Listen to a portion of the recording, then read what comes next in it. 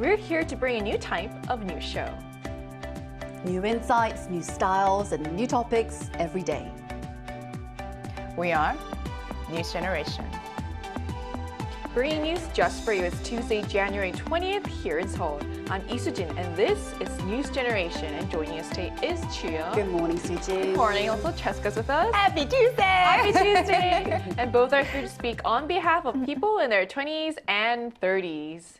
So we're into the second day of the work week, and for many of us, it's still that sluggish part of the week, and it doesn't help that it's winter. So we're moving less, spending more time indoors, and let's be honest, it's a season when it's easiest to gain a little extra weight. So I'm curious though, how do you manage your health during the winter months? Do you have any routines or tricks to stay active and healthy, Jian? Please share with me. Well, the thing is, don't we all gain weight in winter? Thank you. That was what I was going to say. Really, thank you. I think Winter is the season for a little weight gain. Yes, it's a very good excuse validated. though. Yes, indeed. So I think I put on a few pounds this winter. But winter definitely, as you said, makes us less active. And I find myself reaching for snacks more often. Not that I say no to them in other seasons. And I don't completely give up snacks, even when I'm trying to watch my weight. So instead, I focus on staying on my feet at home as much as possible. I move a lot and I sit less. I just sit down when I need to. I have to. So when I take the bus, I often get off one stop earlier and I walk. And sometimes if it's less than 20 minutes, I just walk. I don't take the bus or the tube. So I make a point of doing strength training a lot since, during winter we lose our muscle a lot. So that's a very important part. So it doesn't have to be intense training for yourself, exercise. Keeping it regular matters more than anything else. So for me, small habits like these make winter feel far more manageable. So otherwise, I might just hibernate like a bear. I have to say, though, it's quite amazing that you're choosing to walk during the winter when it's so cold. If you walk, it's not cold at all. Oh, yeah. That's also true. That is true, but truth doesn't always make it easier. Right, I applaud you for this. What about you, Jessica? And like Gia said, if she were to hibernate, I would crawl next to her and also would love to hibernate because winter really is the season, I would say, for a little bit of weight gain because it is the season to rest a little. But that being said, I think Jian gave a great tip. It's hard to be outdoors. I'm a very outdoorsy person. So I think you can do a lot more indoors, maybe cleaning the house, getting rid of some old winter clothes, getting ready for the spring. But on top of that, I actually do a lot of group fitness activity because if you lose self-motivation, it's always good to have a little bit of push and do it together. But that being said, I also like to reward myself as a healthy tip with a little bit of desserts because there's so many great healthy winter desserts like steamed sweet potatoes and even like bungeoppang with the little bit of red beans on the side. But yeah, those are how I try to balance a little bit. Work out, but also treat myself. Yeah. I think that's why winter is also the hardest time to lose weight because there's so many good Korean treats in the winter. Good hot treats, yes. And that's such a realistic take though, turning everyday chores into movement and still leaving room for dessert, which is very important. Thank you. And that balance is probably what makes it sustainable. So we're going to talk more about this, but first, let's take a look at the screen.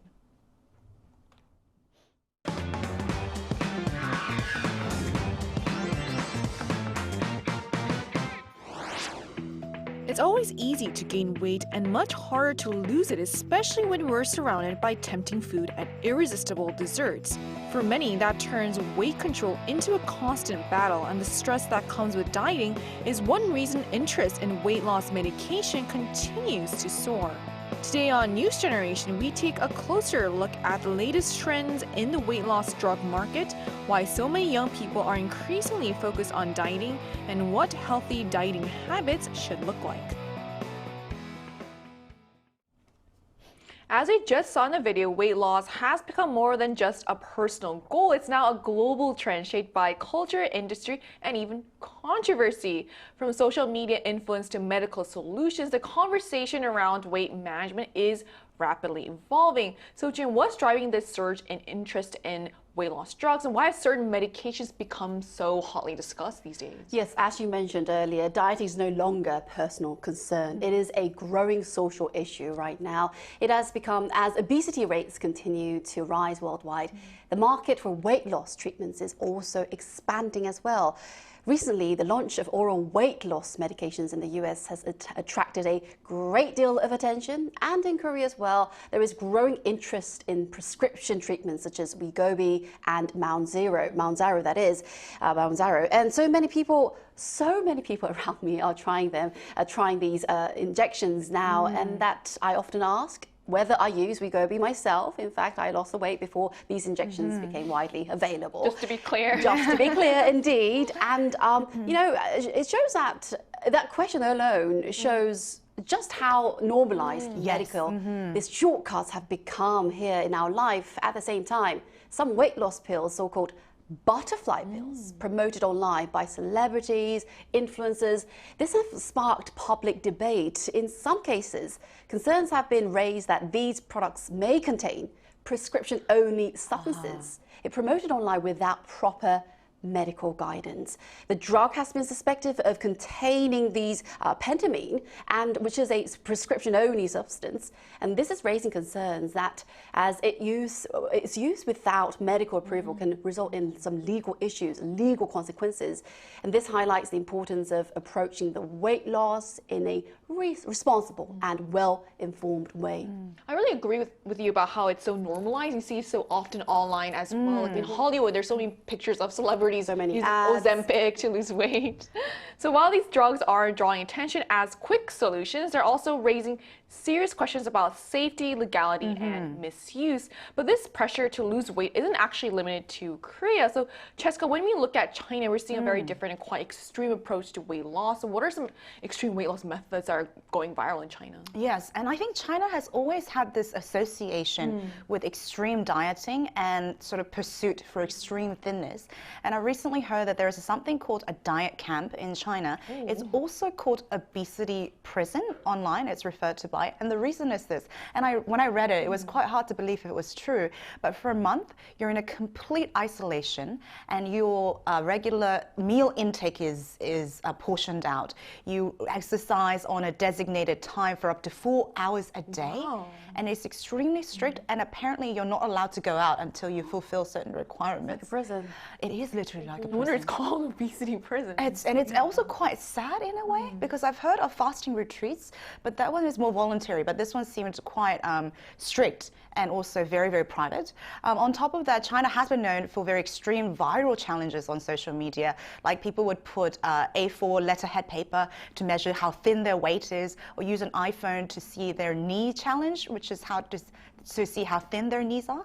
So these kind of viral challenges sort of indicate they go more beyond just how thin you are, but showing how encouraging some of these viral challenges would do to go to the extreme of what a beauty standard would do. And I think in cultural context, this can get quite dangerous. Just hearing about it is quite stressful, actually. So it really shows how powerful social pressure around body image can be, to the point where weight loss becomes something enforced, not really chosen. And it raises an important question about why the younger generations are feeling this pressure so intensely. So let's take a moment to talk about that. So June, why are young people so deeply invested in dieting and body image these days? I do think that we all want to look good. We all want to be healthy and look good. Yes, so one reason many young people today are so focused on dieting and body image is the influence of the cultural thing that, you know, media pressures, it shape our ideas of beauty standards. And during my weight loss journey as a young mother, I also felt that unspoken pressure from the society to lose weight quickly. That makes me so mad. Can I just say that? Can I just say that out loud? That makes me so upset. I had those pressures from the society as well.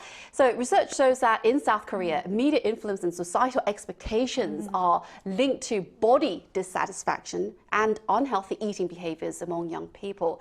Slimness is valued globally, but especially in South Korea, they strongly favor those slender body types due to the cultural issues. And this is especially visible among a younger generation, reflected in popular terms like 기아팔뚝, thin arms, and also there is 뼈말라. We talked about this on NewsGen before, which describes an extremely skinny body type, or pro-ana, a term combining pro and anorexia, not eating at all. It is indeed. It used to describe online content that encourage extreme thinness. And also, if you think about it, Idol groups, influencers, and social media personalities frequently present highly curated, slim images of themselves.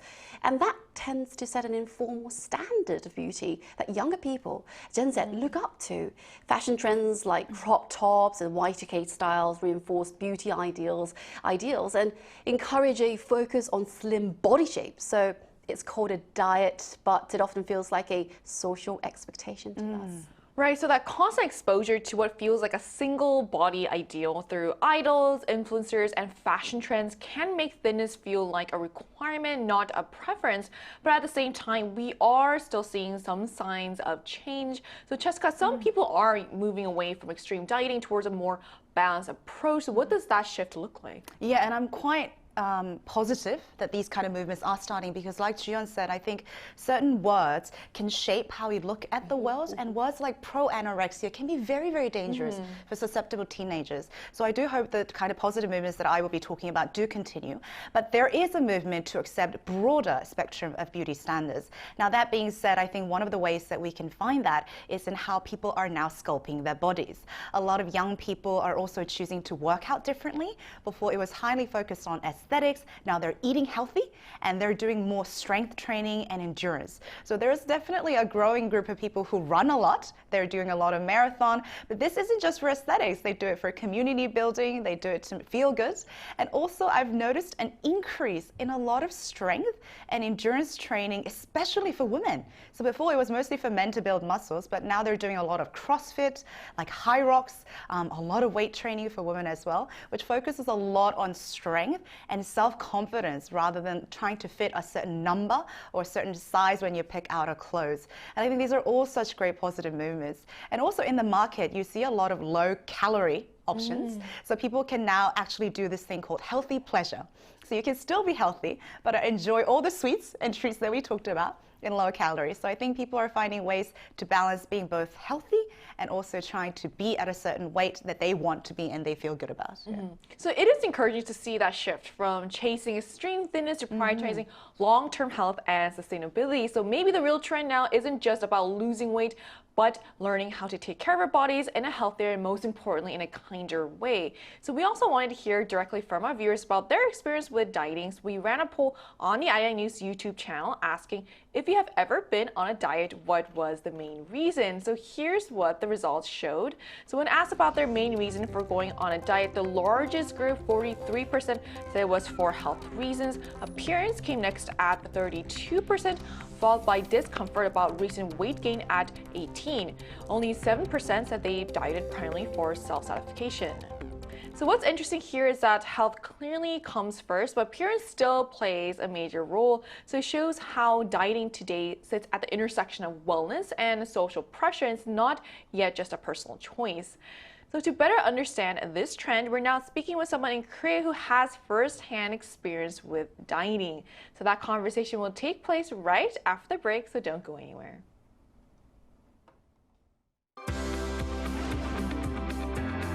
NewsGen wants to hear from you. Go to YouTube and search out Channel Arirang News. Click Posts and cast your vote in the poll. Make a new type of news with us. Joining us today is Yoo-soon, a young person in Korea who has experience with dieting despite being on the thinner side. So hello, Soon. Thank you so much for connecting with us today. Thanks for having me for this interview. Nice meeting you. Nice to meet you too. So what kinds of diets have you tried in the past and what changes did you notice both physically and mentally? Personally, I do really love food, and that's basically the reason why I live. And my hobby is to visit gourmets, and I do actually relieve my stress by having delicious food. That's why I never go on a strict diet or severe meal plans in my daily life. However, when I was preparing myself to become a cabin crew member, the airline that I applied for had a really special final stage of hiring. They took a photo shoot with DSLR of the candidates, and I had to meet certain standard. And I had to lose weight to look better on the screen, since I'm not a person who looks good on the screen. And I stopped having like desserts or very, very delicious late night snacks. And it did help myself to physically look better, and my face appeared slimmer on the screen. However, mentally, I was under a lot of pressure and stress. Mentally, it is quite hard indeed. So, Soon, what made you decide to go on a diet in the first place? What was your turning point? My turning point was because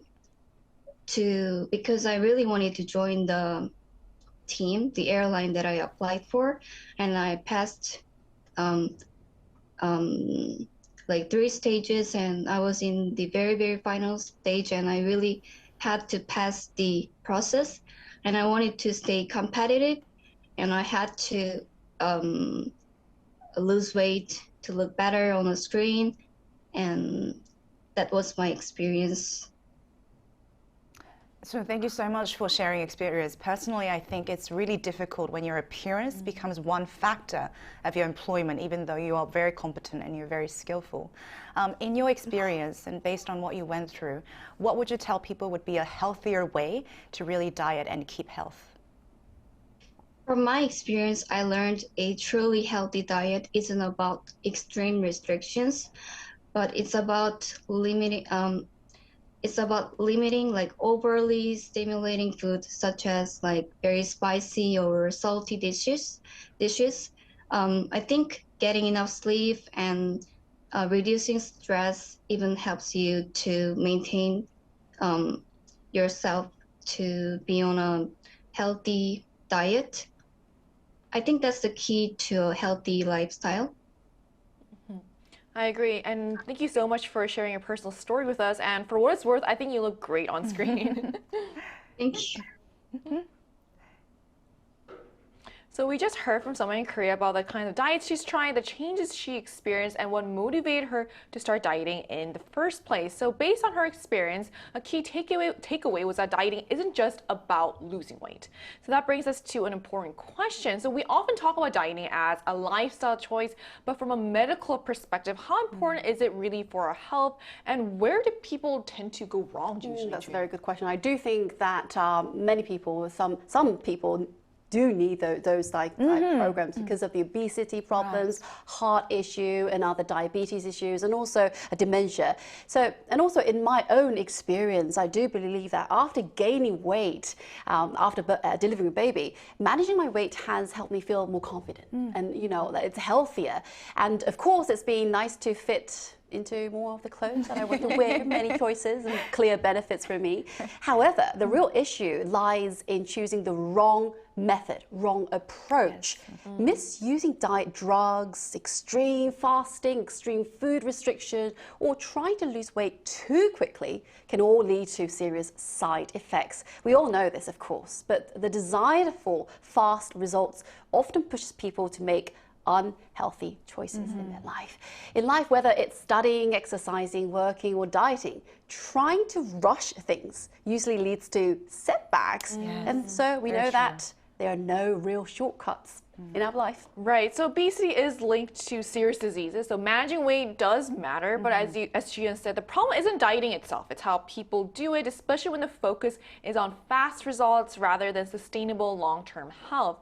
So when you look at the current trends, it seems like there are more dieting methods than ever, and not all of them, unfortunately, are reliable. So Cheska, what do you personally find the most concerning? I think there are two things. One is the association that we have with this pursuit for extreme thinness, and the other is this increasing level of viral advertisement, as you said, Sujin, that are completely unverified. These days, I'm sure all of us, our viewers and us too, have experienced when we scroll, these diet pills or diet fads come up. There's lots of words, but when you read it, there isn't any scientific proof or actual evidence that this works. But because it's so extreme, the way it's worded and the fast results, it can be very, very susceptible to teenagers or young people who might have been already feeling that pressure to get the quick results and may lay their hands on something that can be dangerous. And I think this is one of the grave concerns that we have, that there are so many available and people are becoming more vulnerable to fast results. The other thing is our association with thinness. I think it's quite dangerous when people associate thinness with health. That is so not true. Because you love to eat does not mean you're greedy.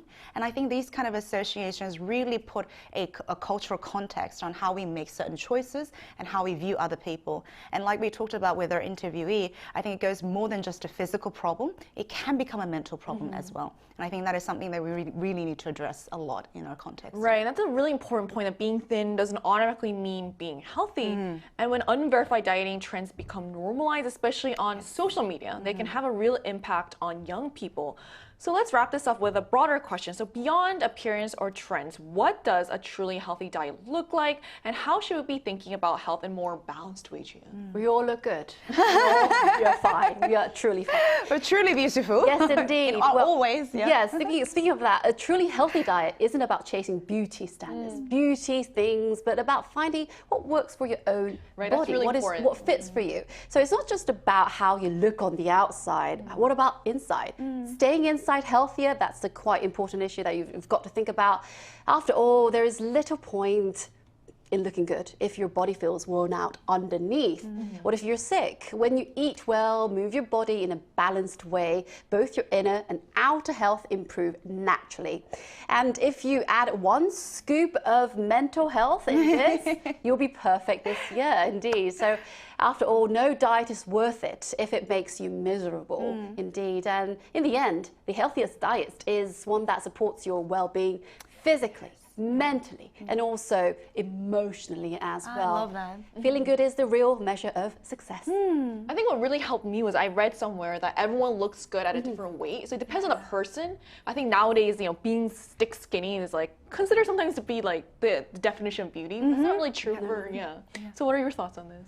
I think in terms of accepting beauty standards, or actually broadening the beauty standards, I think there are two components that are really important, and that is being kind and that is being brave. I actually think the reason that we have such strict beauty standards is because we're afraid of things being out of our control, and we want to have certain things to have control so we can understand things. I think we can be a little bit more kinder and a little bit braver in accepting different spectrums of body that might be different from us, or the things that we want to pursue but maybe not quite there yet. And I think in that sense, confidence isn't about hitting a certain number, but it's about having that courage to accept something that we don't quite find it easy to accept just yet. And I hope we can really build a society that accepts that. So at the end of the day, dieting isn't about chasing a trend or fitting a certain image. It's about understanding our own bodies, making informed choices, and finding a version of health that's sustainable both physically and mentally. So as interest in dieting and weight loss solutions continues to grow, the real challenge is separating what's proven and healthy from what's extreme and risky. And that brings us to the end of today's episode of News Generation. But News Gen will be back tomorrow with more stories and discussions. A big thanks to Chia. Have a healthy day. Right back at you, and also Cheska. Pleasure is all in our bodies. And to viewers, thank you so much for joining us, and we hope you have a very healthy day. We are News Generation.